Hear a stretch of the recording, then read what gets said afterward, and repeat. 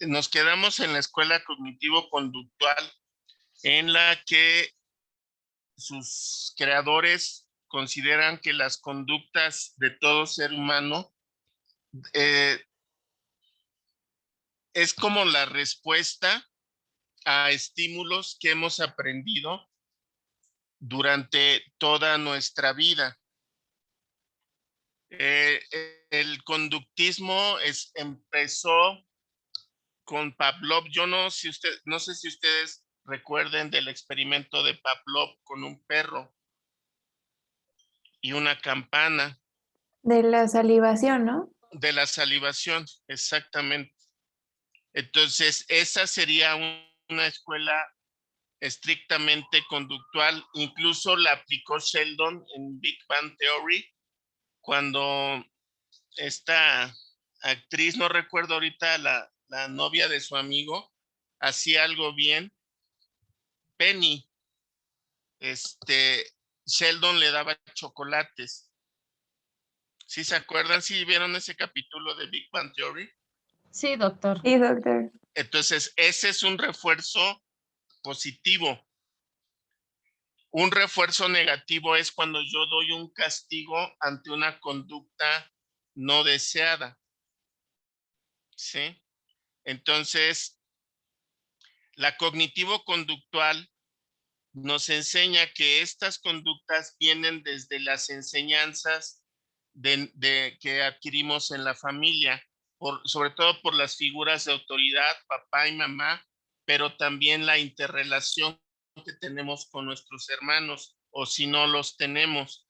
Entonces, postulan que el origen de los trastornos mentales es porque hay distorsiones aprendidas que nos llevan a tomar cierto tipo de conductas que a la larga nos pueden hacer daño o perjudicar.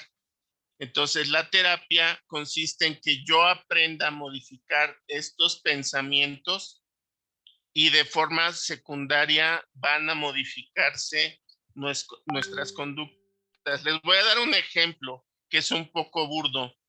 Una persona que sufre de mucha ansiedad, que tuvo en su infancia 5 o 6 hermanos y no tenía privacidad y lo buleaban mucho por ser el menor. Posteriormente, sus relaciones interpersonales pueden resultarle muy ansiogénicas por esta cosa aprendida de los demás me maltratan, y un día prueba 1 o 2 cervezas y nota que la ansiedad se modifica. Entonces, esta primera conducta aprendida en la infancia de agresión por parte de mis hermanos me lleva a formar un pensamiento en el que los demás me van a agredir, y esto produce ansiedad cuando yo estoy ya en la escuela. Y cuando noto que el alcohol, como es el mejor ansiolítico que existe, el más rápido, apaga esta ansiedad y yo puedo interrelacionarme mejor con mis compañeros, puedo adquirir una alteración del pensamiento de que el alcohol me ayuda a relacionarme y puede originar una adicción al alcohol. Es decir, cómo el pensamiento puede alterar la conducta.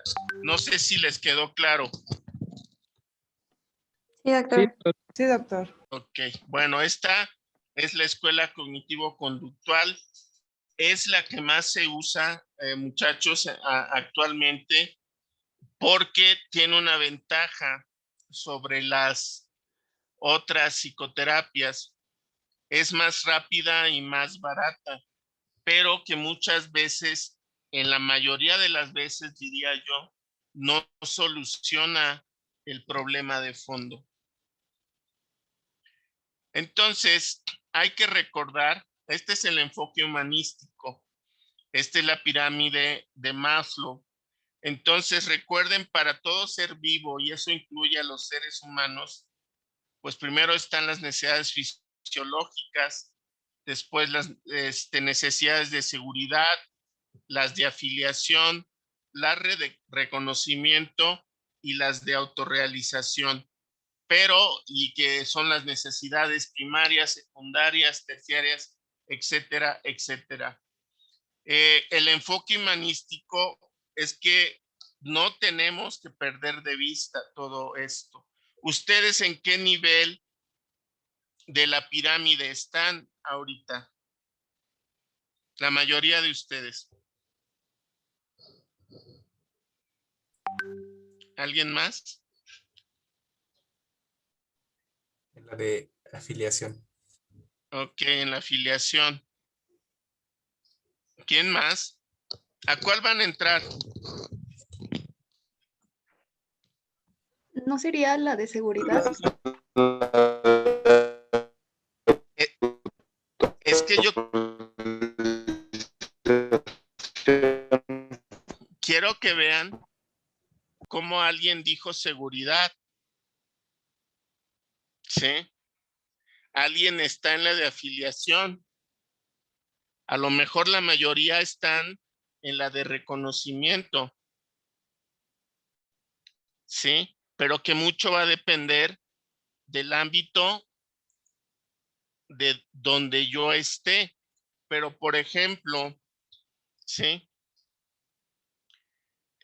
¿Ustedes creen que un albañil que tiene el sueldo mínimo, que tiene 8 hijos, que no deja trabajar a la esposa porque tiene una formación machista, realmente le va a importar la afiliación, el reconocimiento y la autorrealización? ¿O se quedará en seguridad? ¿Sí me ¿Se explico? quedaría en seguridad? Pues yo Sí, creo que se queda en ese nivel. En seguridad, ¿no? Y muy probablemente ustedes estén en la de afiliación y en la de reconocimiento. Y que lleguen a la autorrealización, ¿en qué momento? Terminando la carrera y llegando a la especialidad. Acabando la especialidad, ¿no? Bueno, el primer paso sería el ENAR, ¿sí? Pero que para llegar a esta autorrealización, pues tenemos que pasar por todas estas. Y no olvidemos que debido a la pandemia, este nivel de seguridad a muchas personas nos ha pegado directamente por todo lo que implica. ¿Sale? Y que no puedo llegar a un nivel superior si todavía no he cubierto el nivel anterior. Luego tenemos el paradigma sistémico que postulan, son varios autores que se conocen como también la escuela de Palo Alto, y uno de los principales es un biólogo, psicólogo y científico que se llamaba Gregory Bateson, y que entiende la psicopatología y las conductas disfuncionales como el resultado de las relaciones que el paciente establece desde el inicio de su vida con los grupos o sistemas que constituyen su entorno. ¿Sí? Él define un sistema como la interacción de todos los que integran el sistema, no solo es la suma. Voy a tratar de traducirlo. Cada uno de ustedes sabe quién es, ¿o no? ¿Saben Sí. cómo se llaman, qué edad tienen y tenían establecido tal vez hasta antes de tomar esta clase de que ustedes eligieron la carrera de medicina? ¿Sí? Y que son personas que tienen sueños, que tienen deseos y que han decidido cada uno han tomado cada una de las decisiones que los llevó a estar en el último semestre de la carrera de medicina. y son individuos y ejercen su libertad, ¿o me equivoco? Les pregunto. No, está en lo correcto. No, todo correcto. Pero aquí es donde viene el enfoque sistémico. Ustedes no se pueden explicar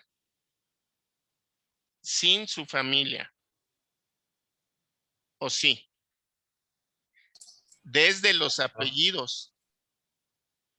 ¿Cuántos médicos son hijos de médicos? ¿Sí? ¿Cuántos de ustedes el sueño de su mamá o de su papá era ser médicos? ¿Cuántos de ustedes sufrieron una enfermedad o la de un ser querido muy cercano y que falleció o que sufrió por una mala praxis médica? Son situaciones de todo el entorno que interactúan, no solo se suman, que interactúan para darme estas motivaciones inconscientes que me llevan a que como yo individuo, ¿sí? Tome la decisión de estudiar medicina, por ejemplo. O voy a ponerles un ejemplo de la cuestión sistémica en relaciones de pareja. Cuando una chica proviene de un matriarcado en la que la bisabuela sufrió abandono por parte de su esposo, después la abuela se casa y resulta que su esposo es 10 años mayor, es borracho y mujeriego y sufre mucho en su matrimonio.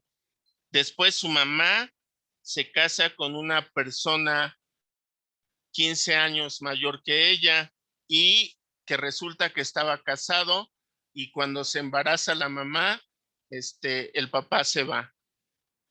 Entonces nace esta chica en la que no hay figuras paternas y de repente se siente atraída por personas de entre 10 o 20 años más grandes que ellas, hombres que tienen una actitud sobreprotectora, que incluso pueden ser hipercelosos y que les checan el celular, que les checan sus redes sociales, que no las dejan salir casi y tienen una sobremirada sobre esta mujer. ¿Sí entienden cómo interactuaron todos estos factores para que ella escogiera este tipo de pareja? Sí. Sí, doctor. ¿Sí? ¿Qué estará buscando esta mujer? ¿La figura paterna? Un papá. Pues sí. ¿Sí? Entonces, son cómo interactuaron la ausencia de estas figuras, ¿sí? Durante toda las generaciones que precedieron a esta mujer. Y el paradigma sistémico, esta mirada sistémica, es la que actualmente está en boga y que ojalá pronto también se ponga en práctica para toda la medicina, no solo para la cuestión psicoterapéutica. También se está utilizando mucho en la pedagogía. Las más avanzadas pedagogías ahora son las que tienen una mirada sistémica, en la que el aprendizaje no solo depende de la interacción del alumno y el maestro. Este es un ejemplo de lo que es algo de lo que hacía la mirada sistémica de Gregory Bateson. ¿Qué ven ahí? En esta Una figura. muerte invertida. No escuché. ¿Puedes repetir, por favor?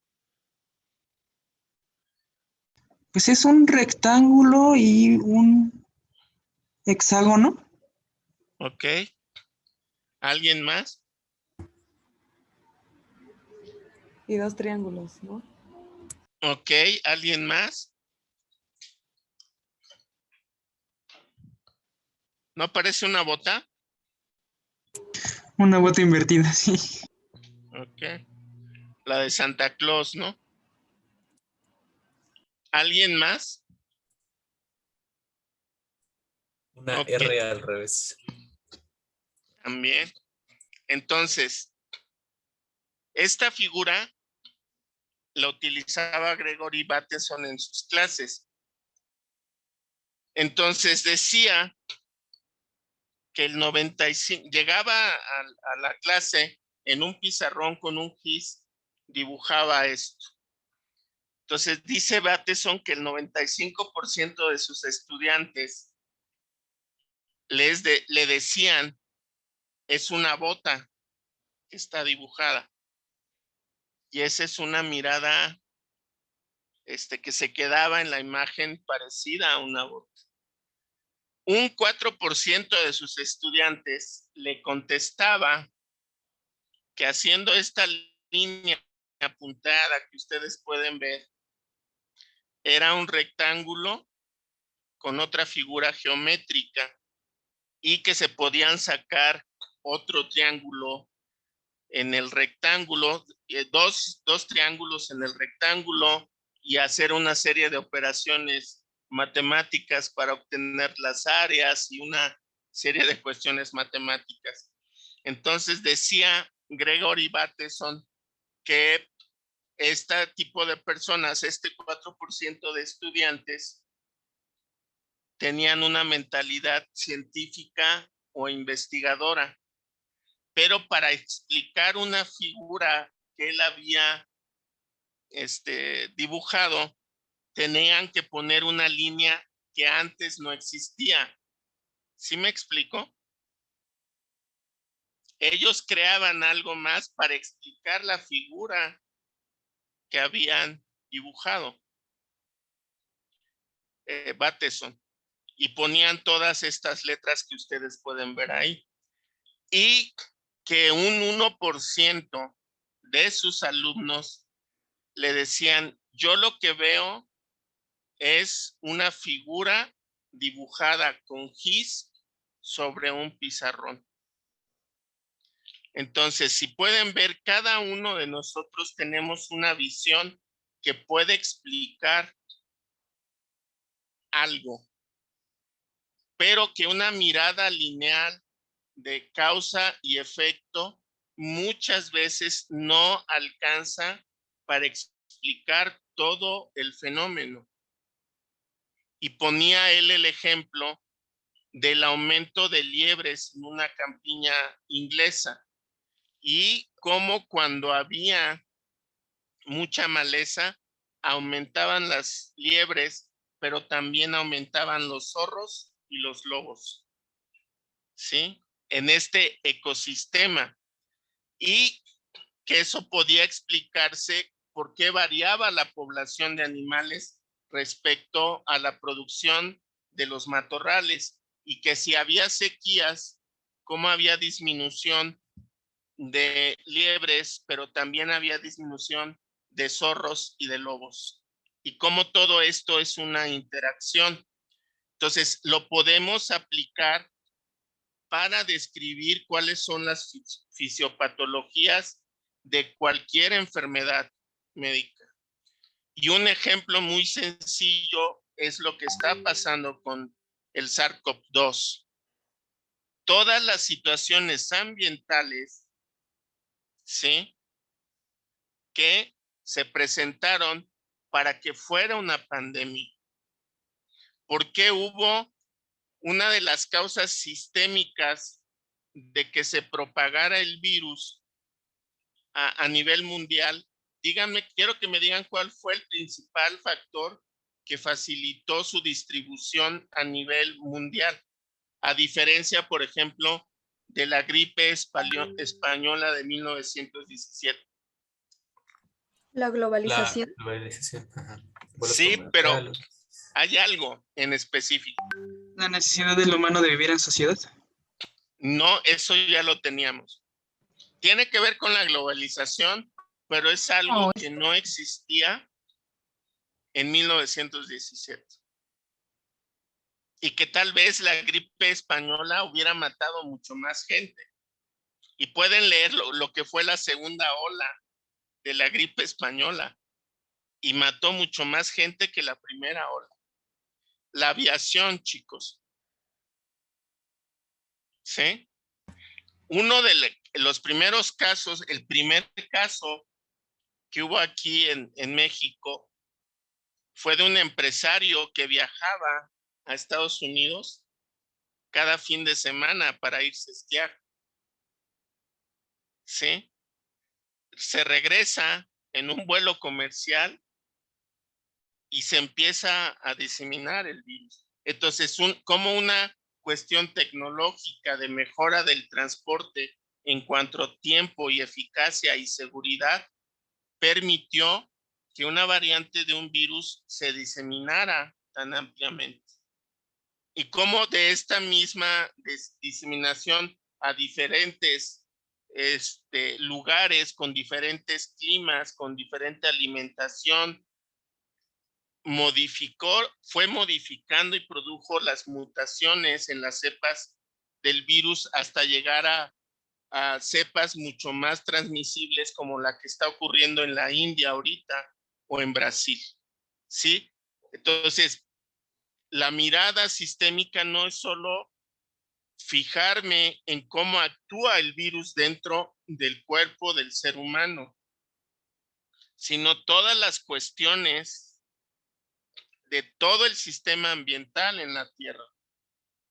Y las investigaciones dentro de la mirada sistémica tienen que ver con la intervención de todas las áreas de conocimiento humano, como puede ser la computación, como puede ser las matemáticas, como puede ser la física y las nuevas descubrimientos de la física cuántica que están destruyendo paradigmas de la física tradicional que postulaba Einstein.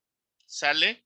Entonces, esto sería más o menos lo que es la mirada sistémica y que iremos viendo en las clases con las diferentes patologías psiquiátricas con una mirada sistémica. Les voy a mandar un video acerca de Gregory Bateson, que por cierto sus teorías fueron las que dieron origen a la cibernética. ¿Ok? Ahora vamos a pasar a lo que es el funcionamiento afectivo y diferenciar dos cosas importantes. ¿Qué es una emoción y qué es un sentimiento? Entonces, si podemos ver, una emoción es un estado mental que se presenta de manera súbita, rápida, que va a producir cambios psicológicos que vamos a poder ver reflejados en la conducta y va a haber manifestaciones del sistema nervioso autónomo. Va a ser muy intensa y de muy escasa duración. El sentimiento es como una persona organiza su referencia hacia un objeto dado, que puede ser una persona, que puede ser un ideal, que puede ser una relación de pareja, por ejemplo, y que se vuelve en una relación objetal para conmigo como persona. ¿Sí? Entonces, esto va a crear un sentimiento que es este afecto en el que es más duradera que la emoción, que no es necesario que esté la presencia del objeto para que yo tenga el sentimiento y que tenga valores. Entonces, les voy a dar un pequeño ejemplo. ¿El enojo es emoción o sentimiento? ¿Emoción? Es emoción. ¿Por qué es emoción? Porque no Porque dura es rápido. Ok. Por la El odio, intensidad también. la intensidad. ¿El odio es sentimiento o emoción? Sentimiento. Sentimiento. Ok. Sentimiento. Sí. Entonces, ¿de dónde nace el odio? Del miedo, según esta. Ok, no Algunos tanto. dicen que el amor. Generalmente es a partir del amor. ¿Por qué creen que es a partir del amor? Porque del odio al amor hay un paso. Viceversa. Sí, del odio al amor hay un paso, exactamente, o del odio, o del amor al odio. Entonces, chequen, cuando se habla de objetos dentro de la escuela psicodinámica, es decir, una persona representa para mí algo. Pongamos mi primer amor, mi primera novia. Yo le deposito, proyecto en ella mucha significado de lo que para mí es importante. El cuidado, la atención, las caricias, y le deposito esto en ella, en la relación que yo tengo con esta persona y que voy a sentir no solo cuando esté con ella. ¿Sí me explico? Podemos estar separados, ella se va al servicio social y yo me quedo aquí y yo sigo sintiendo esto por ella y tiene toda mi confianza, pero resulta que me traiciona esta novia. ¿Será lo mismo que me haga algo malo un desconocido a que me haga algo malo a quien le deposité toda mi confianza y todos estos valores de compañía, de afecto, de lealtad? ¿Equivaldrá a lo mismo No, por supuesto que que No, sea un doctor. desconocido a alguien que yo quiera? Sí. Entonces, quien más daño nos hace son las personas más importantes para nosotros. Y así podemos irnos a lo que es el enamoramiento, que es un cuadro de locura transitoria, y lo que es el amor, por ejemplo. El enamoramiento es muy intenso, de breve duración, y el amor es algo más estable a largo plazo y de menor intensidad. Va a terminar ahorita y me vuelvo a conectar inmediato, por favor, muchachos. sí, doctor. Doctor. Sí, doctor.